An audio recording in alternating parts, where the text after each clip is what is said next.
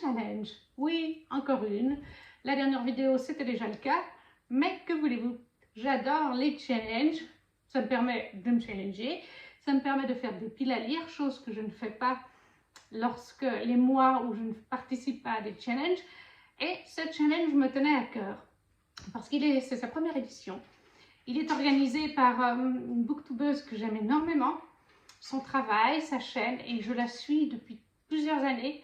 Je ne communiquais pas avant avec elle, je ne sais pas poster de messages ni rien, mais je la suivais lorsqu'elle faisait encore une chaîne de collection Disney, comme j'en fais une moi aussi. Il s'agit de Kimi Collection et je voulais vraiment soutenir son challenge qui en plus est complètement dans mes thèmes.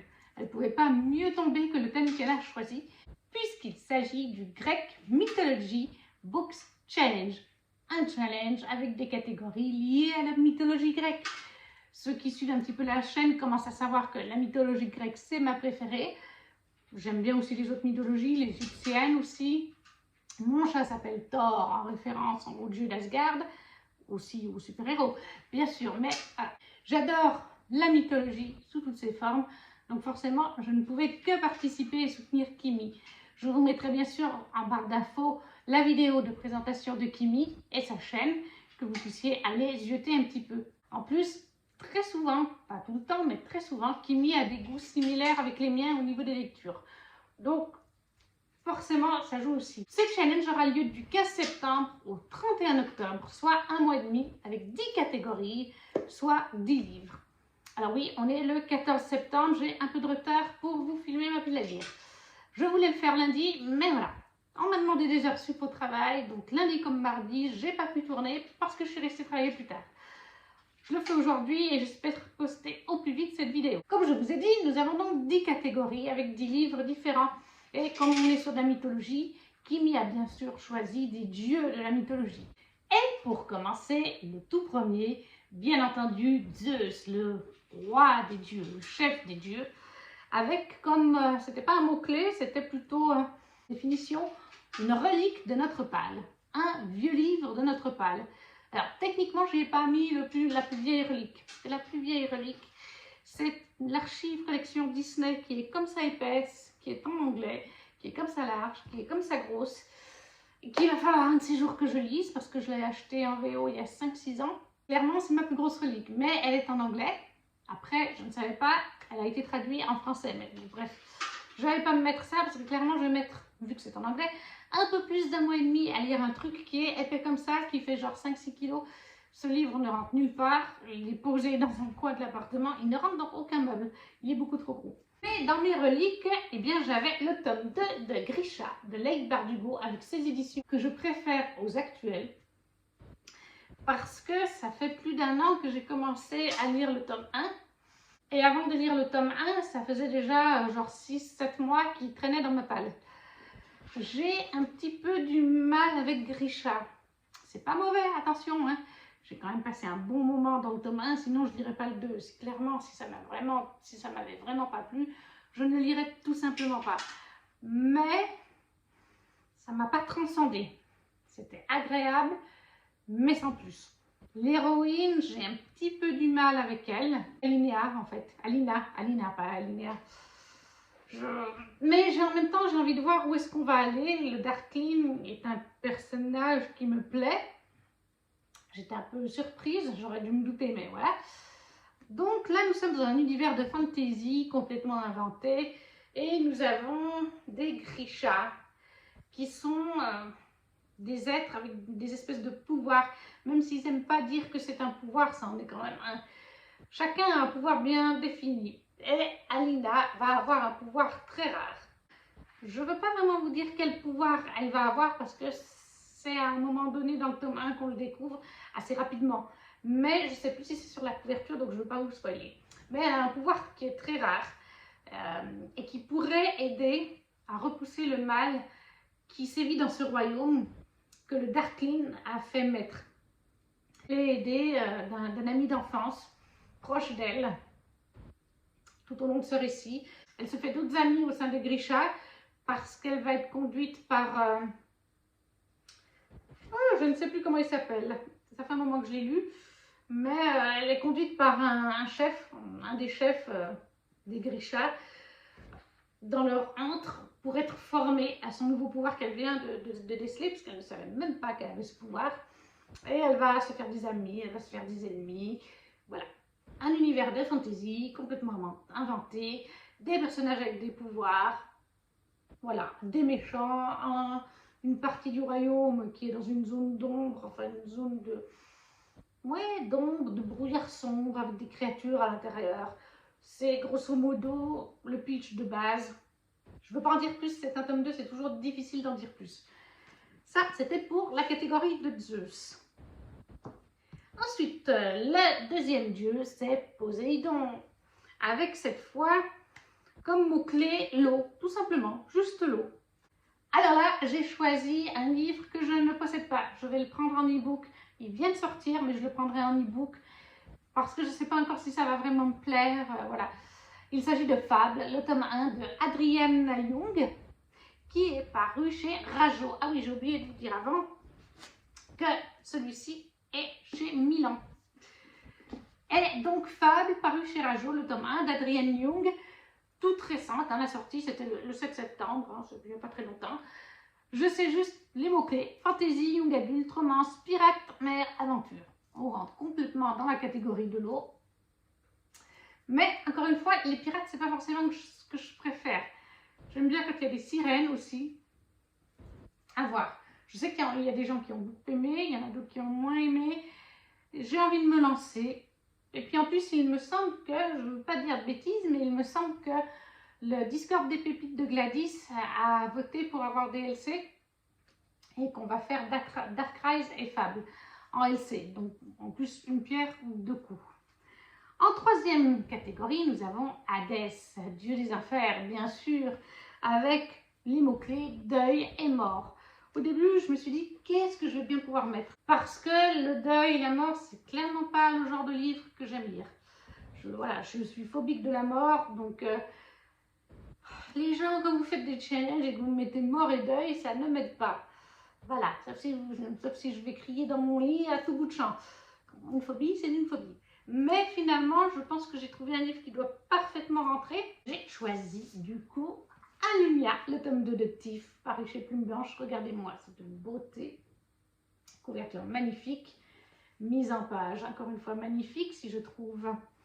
Voilà, un chapitre qui ne spoil pas trop. Vous avez des entêtes différentes à chaque chapitre. Pourquoi j'ai mis ce tome 2 dans Mort et Deuil? Parce que déjà, je suis en train de lire le tome 1, je l'ai commencé pour le Pumpkin Autumn Challenge. Parce qu'il fallait, dans la catégorie, lire une biologie. Donc, du coup, ce livre sera aussi dans le Pumpkin Autumn Challenge. Et dans le tome 1, dès les premiers chapitres, Léa, notre héroïne, meurt. Foudroyée par la foudre, par un éclair, plutôt. Et donc, du coup, forcément, je pense que la thématique de mort, vu qu'elle est morte dans le tome 1, après, il se passe quelque chose. Elle se retrouve dans un autre royaume. Je le commence, ce tome 1, hein, mais c'est vis-à-vis de la couverture. Elle va se retrouver dans un autre royaume. J'en sais pas plus. Simplement qu'elle meurt, mais qu'en mourant, elle se retrouve propulsée dans un autre royaume. Je pense que clairement, ça va rentrer dedans, puisque techniquement, dans notre monde à nous, elle est morte. Donc j'imagine qu'on peut quand même le compter. C'est pour ça que moi j'ai mis, parce que vraiment, sinon je vois pas vraiment quoi mettre d'autre. Donc le tome 2 d'Alumnia de Tiff chez Plume Blanche. Et comme ça me fera ma biologie de valider aussi pour le Pumpkin. C'est pour ça que j'avais mis le tome 2 uniquement pour le Greek Mythology Challenge. Parce que je me suis dit que le tome 1 allait me prendre un petit moment. Que j'allais le commencer forcément avant. Et voilà. Là, je sais très bien que j'aurai le temps de lire ce tome 2 d'ici au 31 octobre sans souci. La catégorie 4, après Hadès, nous passons à sa chérie, Perséphone, avec comme mot-clé naissance, résurrection et fleurs. Ça a été compliqué de trouver, parce que Kimi a dit qu'il fallait prendre résurrection et naissance, même au sens de renaissance. Alors, à quelque part, je pense que justement, Alumnia peut rentrer dedans, puisque l'héroïne meurt et qu'elle renaît à quelque part dans un autre royaume. Voilà. Elle a vraiment dit que ça pouvait être large, par exemple, une romance où un personnage s'en va pour refaire sa vie, repartir de zéro. C'est une renaissance, mais j'avais beau réfléchir, je ne trouvais pas quel livre pouvait correspondre à ça. Je suis partie sur Fleur, mais là aussi, j'ai mis un moment à chercher et à trouver. Et je me suis mis Violet Made of Thorns de Gina Gen, qui est le Fairy Loot que j'ai reçu au mois d'août. Donc, vraiment, il est magnifique ce livre. Je ne vous l'ai même pas encore présenté dans un book haul, voilà. Et là, pour les mots-clés, nous sommes sur de la romance, fantasy, prophétie, prophète, young adulte. Il est en VO, comme je vous ai dit, en anglais. Je ne me rappelle plus vraiment du résumé complet, mais je sais qu'on va suivre une prophète qui fait des prophéties à la cour royale d'un royaume. Sauf que des fois, elle détourne un peu les prophéties, elle n'est pas toujours très honnête. Voilà. Elle détourne un petit peu les choses, elle arrange comme elle veut. Et il est question d'un prince qui va devoir se marier et on va faire appel à elle pour qu'elle puisse faire des prophéties, faire des prédictions vis-à-vis du prince, du mariage, que tout soit bien, voilà, tout soit carré, que ce soit bien fait. J'imagine que le prince et elle vont peut-être tomber amoureux vu qu'on est sur une romance. Ça, c'est une supposition. Mais du coup, ils rentrent plutôt bien puisqu'on a des petites fleurs violettes sur la couverture, devant comme derrière. L'édition, quant à elle, quelle est l'édition de ce livre? Eh bien, l'édition, c'est Oder Stockton.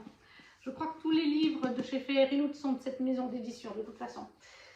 Voilà, donc Violet Made Thorns, Gina Gen, que je ne connais pas du tout, une découverte pour Perséphone, la 4e catégorie de ce challenge.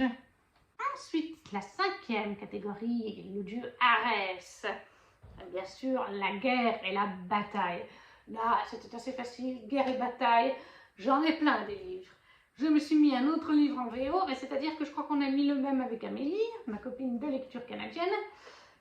Puisqu'on s'est mis ce beau bébé, Keleana en VF, le tome 7, Throne of Glass en VO, qui est Kingdom of Ash.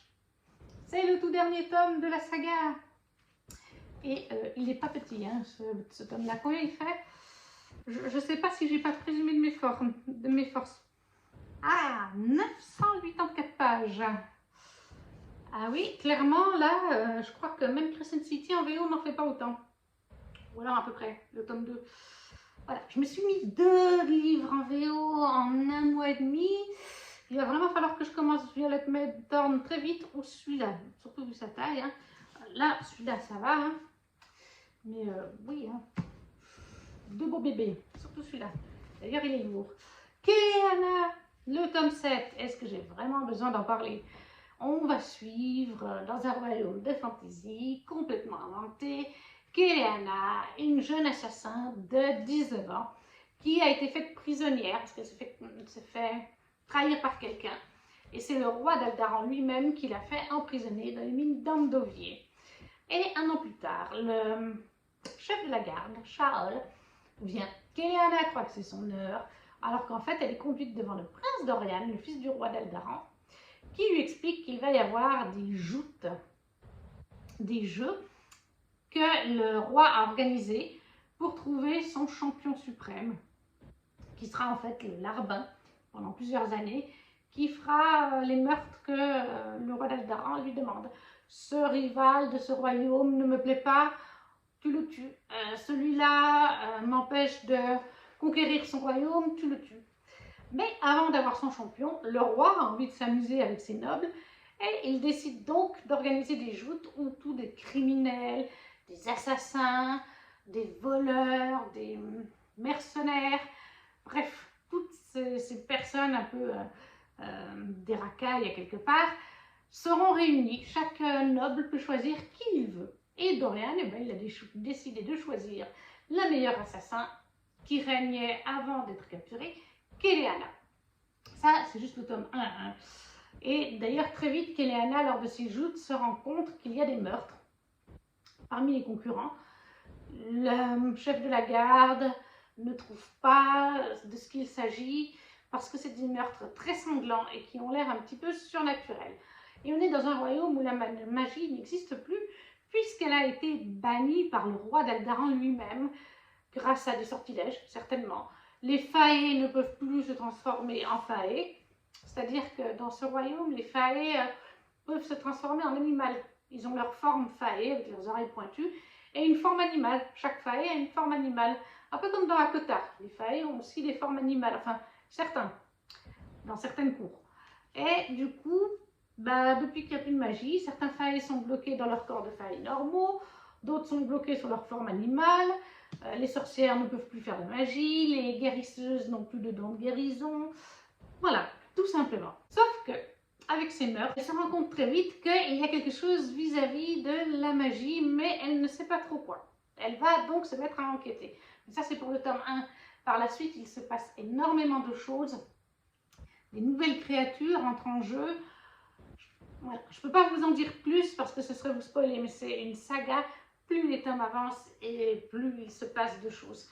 Et avant la sortie du tome 2 de Crescent City, j'avais vraiment envie de terminer cette saga. Avec Amélie, on voulait vraiment la terminer. On a nos raisons. On n'en dira pas plus, mais voilà. Throne of Glass, le tome 7 de Sarah J. Maas, Keriana en français, qui est donc Kingdom of Ash pour Arès. On est totalement dans la guerre et la bataille, puisqu'on sait qu'on va avoir une énorme bataille dans ce tome 7. Ensuite, en catégorie 6, nous avons Apollon, qui est le dieu de la beauté, des arts. Donc forcément, tout ce qui est musique, dessin, peinture, écriture. J'avais beau chercher, je ne voyais pas ce que je pouvais mettre au début. Parce que, des arts, oui, j'avais la passeuse de mots, mais je les ai déjà lus. Enfin, je cherchais et finalement, j'ai trouvé Les Brumes de Cendre Lune, le tome 2 de Georgia Caldera, paru chez J'ai lu. Car dans le tome 1, et j'imagine que ça va être pareil dans la suite, on a Zéphyr qui joue du violon et on a Verlaine, qu'on voit ici, qui lui joue du piano. On est dans un monde, j'ai tendance à dire qu'on est dans notre monde, mais dans un futur très lointain, où les créatures, les animaux sont morts, la végétation est morte, et on a des dieux, et surtout un dieu suprême qui est Orion, chef des dieux, qui est un vrai syndic, un vrai méchant, enfin bref, c'est pas un bon dieu du tout. Il sait carrément, il arrive à savoir même quand les gens pensent du mal de lui. Comment exactement, je ne vous le dirai pas, mais il arrive à le savoir. Et quand ça arrive, il fait tuer ces gens. Vous n'avez pas le droit de penser du mal des dieux, et surtout pas de lui, hein. Même dans votre tête, s'il l'apprend, vous êtes tué. Et Céphise est une petite fille. Lorsque, un jour, les gardes, avec leur chef qui est tout caché, etc., débarquent chez ses parents. Et en fait, je ne sais plus exactement pourquoi ils débarquent chez les parents. Ils ont découvert que le papa, je crois, et en fait ne soutient pas les dieux, et contre les dieux, et il va avoir des propos même anti-dieu quelque part, ce qui fait que les hommes vont casser un bras à Céphise, oui, et ils vont capturer son petit frère, il me semble que c'était son petit frère, qui va être enrôlé dans les gardes. Donc on sait que son petit frère est vivant, mais après ils sont conditionnés, c'est ça, hein. Et les parents, eux, ont été tués. Voilà, mais la punition, c'est que Céphise, même elle n'a rien dit, hein, pourtant, mais on lui a arraché le bras et on lui a mis un faux bras robotique. Voilà. Et quelques années plus tard, Céphise vit un petit peu toute seule. Elle a juste un ami, elle s'entend bien avec 2-3 personnes, mais c'est une jeune femme un peu isolée. Elle en veut profondément au Dieu. Bien sûr qu'elle ne les soutient plus, mais elle le garde bien pour elle, hein, puisque comme on vous a dit, Orion sait très souvent quand on le déteste. Et la seule chose qu'elle fait, c'est jouer du violon. Et régulièrement, quand elle joue du violon, elle entend depuis le château des dieux, elle entend qu'il y a quelqu'un dans ce château qui joue du piano.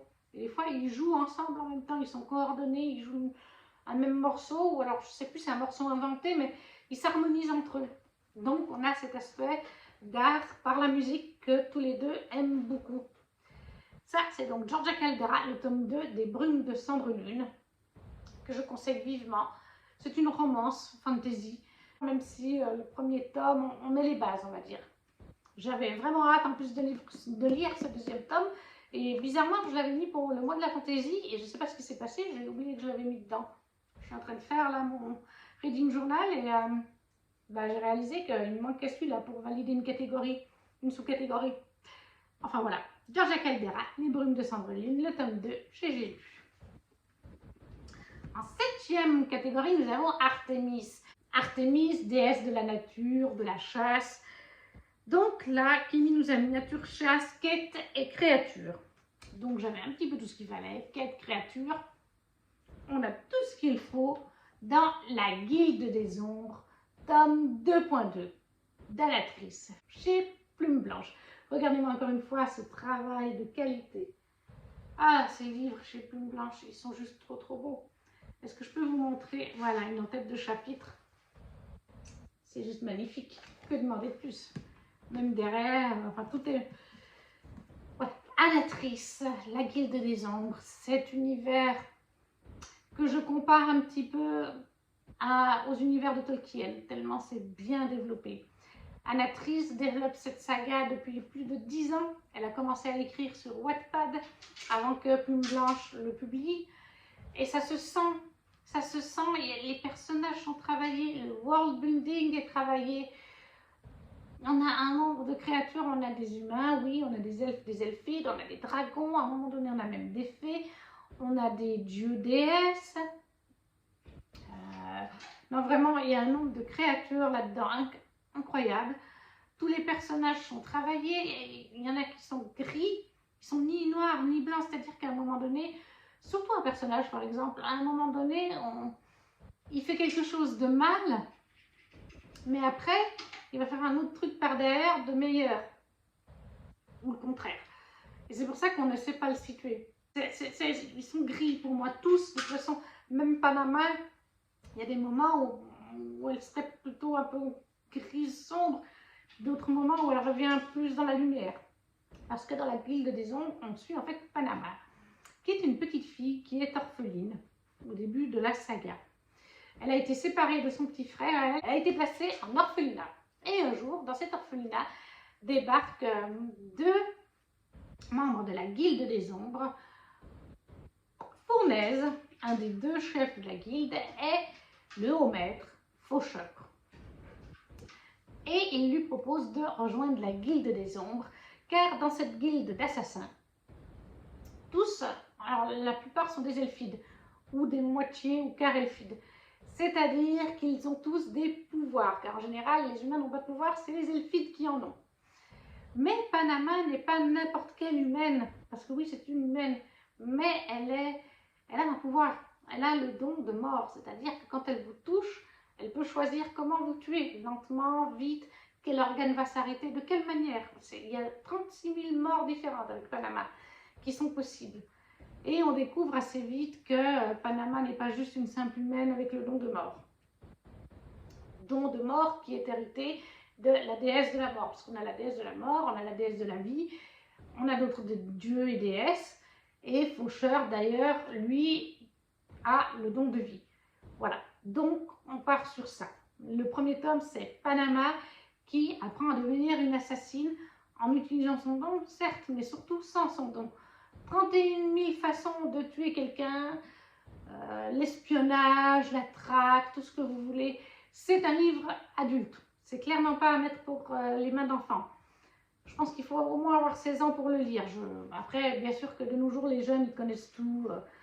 Voilà. Mais il y a quand même pas mal de sang, il y a de la violence, il y a presque de la limite vis-à-vis du consentement des fois. C'est une lecture vraiment... Voilà, si vous avez par exemple lu Lune Ardente, on est de chez Plume Blanche, de Morgane Rugraff, c'est le même genre de littérature qu'on appelle de la dark fantasy, et c'est pas pour rien. Ce qui est un peu le cas aussi avec Nevernight de Jay Kristoff. D'ailleurs, le tome 1 de Nevernight et le tome 1.1 de la Guilde ont des similitudes, puisqu'on est sur des jeunes femmes qui veulent devenir les meilleures assassines au sein d'une guilde, oui, d'une guilde d'assassins. Voilà, donc là, on vous apprend les poisons, les tortures, comment voler, comment traquer, comment pister, enfin voilà. C'est vraiment très bon. Moi, je ne peux que vous le conseiller, même pour les hommes. Comme je disais dans le Pumpkin Autumn Challenge, parce que je l'ai mis celui-là dans mon Pumpkin Autumn Challenge.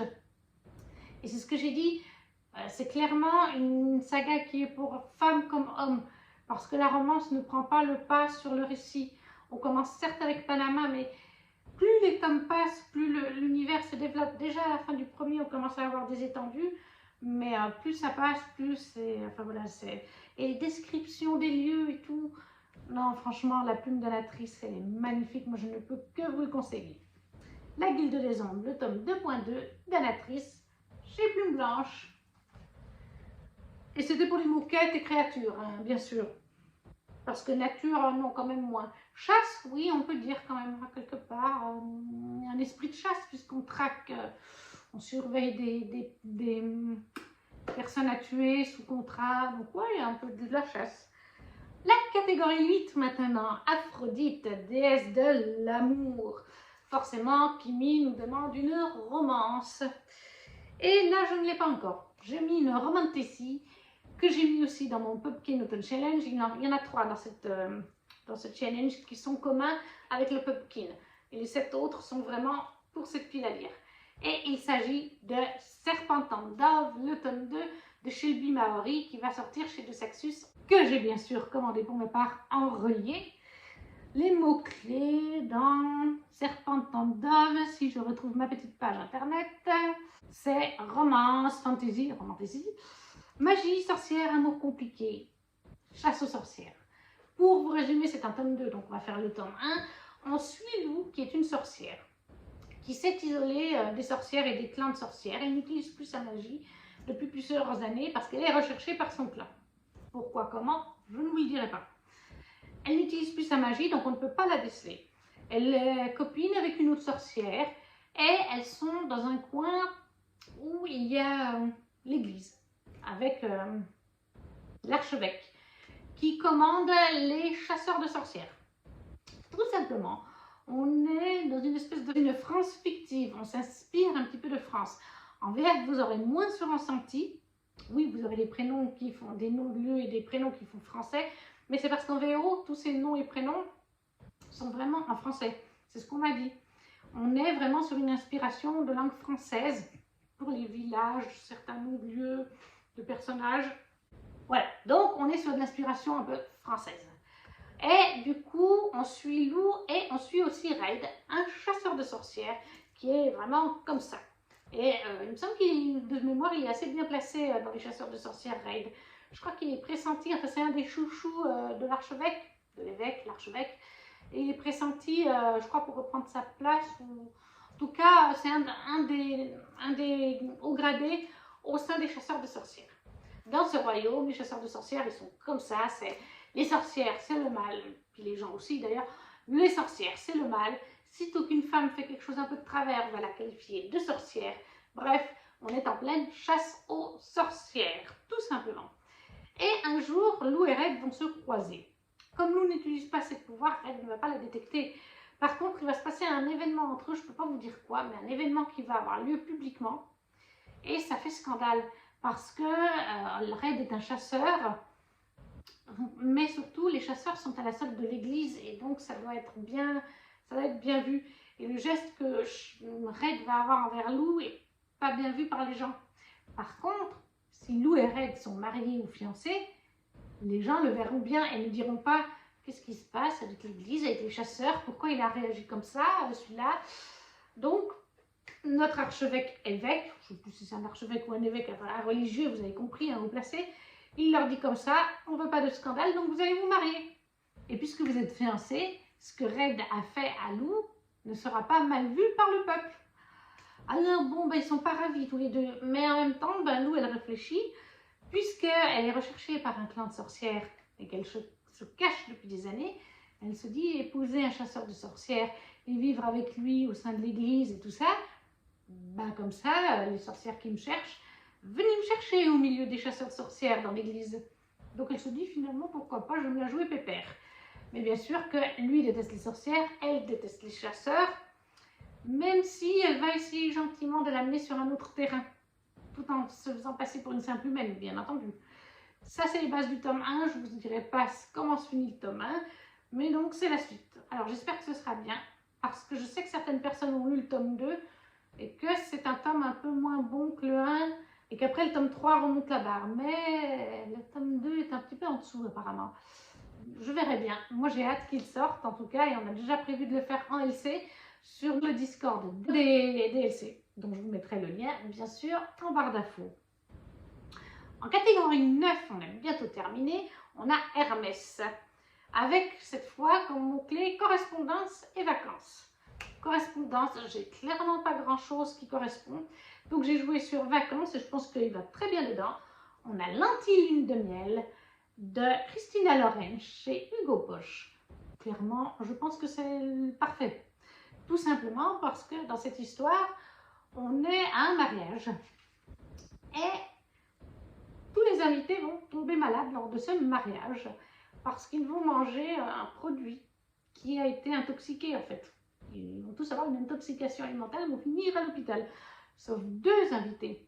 Comme par hasard, ce sont les témoins. La mariée a une sœur, voilà. Sa demoiselle d'honneur, c'est sa sœur qui s'appelle Olive. Et le marié, eh bien, il a choisi comme garçon d'honneur Ethan, son meilleur ami. Sauf que Olive et Ethan se détestent. On est sur un enemies to lovers. Mais c'est les deux seuls qui n'ont pas mangé cet aliment qui a fait l'intoxication alimentaire. Et c'est un voyage, si j'ai bien compris, qui a été gagné par les mariés ou par la mariée. Et du coup, comme c'est un voyage gagné, on ne peut pas le remettre ni se faire rembourser. Donc, la sœur, Annie, eh bien, elle dit tout simplement à Olive, bah, tu pars en lune de miel à ma place, parce que c'est un voyage qui n'est pas remboursé, qu'on ne peut pas déverser, on ne va pas perdre un voyage. Nous, on est bloqués là à l'hôpital ou au fond du lit, donc tu pars avec Ethan, puisque vous êtes les deux seuls à ne pas avoir été intoxiqués. Voilà. Donc, tous les deux se disent, on va faire bonne figure, parce que on va pas perdre un voyage. Hein. Qui perdrait un voyage dans la vie? Il vaut mieux que quelqu'un d'autre en profite que de le perdre. Et on est sur un Enemies to Lovers. Moi, je pense que ça va être bien drôle, hein, j'imagine. Je ne sais pas où ils partent en voyage de noces. Maui. Donc, ça promet. Je pense que je vais passer un bon petit moment. Honnêtement, ma mamie l'a déjà lu, parce que ma mamie m'emprunte ma bibliothèque de romances de Noël. Donc, elle l'a lu, elle a trouvé ça assez bon et assez rigolo d'ailleurs. Lentille-Lune de miel de Christina Lorenz chez Hugo Boss pour la catégorie de Hermès. Et on arrive enfin à la fin de cette pile avec Héra, la femme de Zeus. Et cette fois, Kimi nous a mis jeunesse romance. C'était au choix. Bon, j'ai déjà mis une romance là, j'ai mis Serpentine d'Or, donc j'ai dit on va partir sur du jeunesse. J'avais ce qu'il fallait, et parce qu'on est dans un Greek Mythology Book Challenge, il fallait quand même un livre de mythologie grecque. J'en aurais bien plus, hein, j'en ai plein dans ma wishlist. Simplement, on est en fin d'année, les impôts nous tombent dessus. Comment vous dire que par les deux Saxus reliés, enfin voilà, tout ce que j'achète là en fin d'année, c'est uniquement des reliés, les deux Saxus, Enchantment of Ravens, la passeuse de mots Collector Top 1. Voilà, je n'ai qu'un petit budget, c'est vraiment que pour les reliés collector qui sortent ces derniers mois. Sinon, j'aurais eu bien d'autres livres à vous proposer. Mais j'en avais quand même dans ma palle, et il faut que j'avance. Du coup, je me suis mis en jeunesse, mythologie grecque, Percy Jackson, le tome 3, qui est Le sort du titan. Et là, au moins, je suis sur quelque chose que je ne connais pas. Parce que Percy Jackson, j'ai vu les deux films avant de commencer donc la saga en 2021. Donc, je connaissais un petit peu, grosso modo, ce qu'allait se passer. Là, au moins, je suis sur de l'inédit, puisque ça n'a pas été fait en film. Donc c'est de Rick Riordan et c'est chez Albin Michel. Je ne sais même pas si la collection Wiz existe encore, parce que c'est des anciennes éditions ça. Hein. Mais je les voulais en grand format et je les voulais avec ses couvertures. Percy Jackson, c'est un jeune garçon qui, je crois qu'il a 10 ou 11 ans dans le premier tome. Ça fait plus d'un an que je l'ai lu. Hein. Excusez-moi si je ne me rappelle plus. 10, 11 ans, quelque chose comme ça. Et en fait, un jour, alors qu'il est à l'école, il va découvrir qu'il n'est pas un simple petit humain. Il est un enfant de Dieu. Il est le fils caché, en fait, de Poséidon. On les appelle, ces enfants, des half-blood, des sang-mêlés en français. Et il existe un camp de sang-mêlés. En fait, il en existe plusieurs, mais il y en a un tout près d'où il vit. Sa mère sait très bien hein, qu'elle a été avec un dieu à l'époque. Et il va se retrouver donc au camp des sang-mêlés.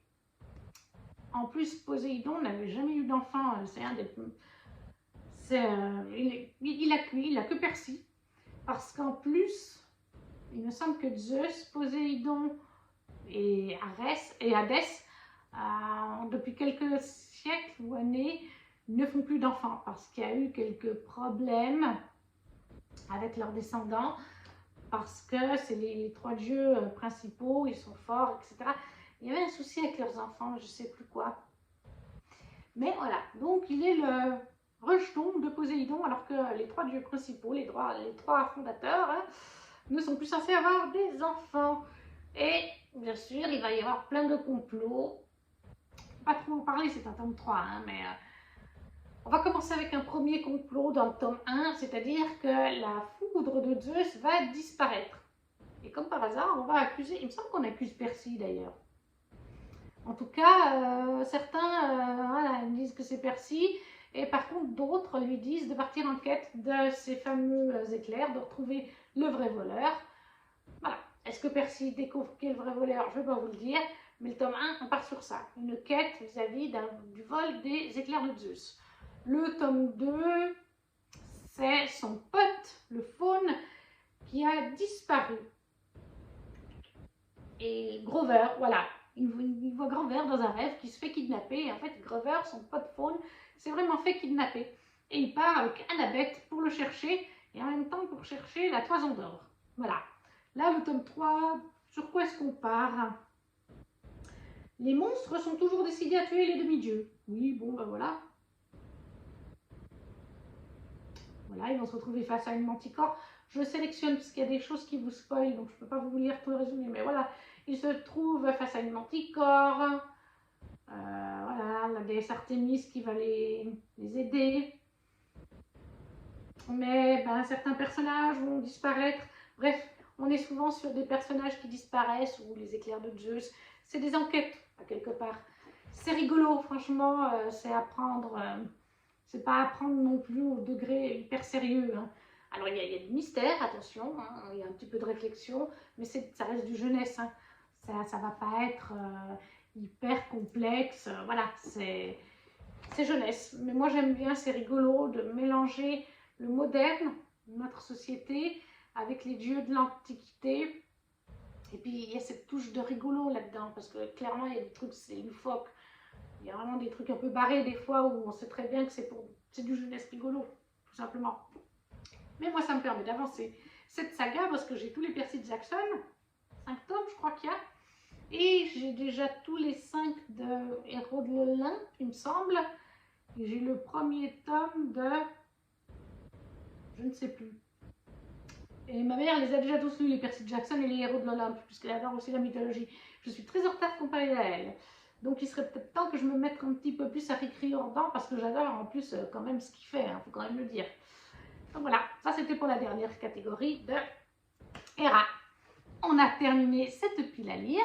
J'espère que la vidéo vous a plu. N'hésitez pas à laisser un petit pouce bleu ou à laisser aussi un commentaire en me disant s'il y a des livres de cette pile à lire qui vous font envie ou si vous les avez déjà lus. Si vous participez au challenge de Kimi, n'hésitez pas non plus à me laisser d'ailleurs votre lien de vidéo si vous le faites. Ça m'intéresse toujours, moi j'adore voir des piles à lire. Et si vous pouvez aussi partager la vidéo autour de vous, c'est ce qui fait que les petits contenus se font connaître. Sur ce, on se retrouve très vite. Ciao, ciao!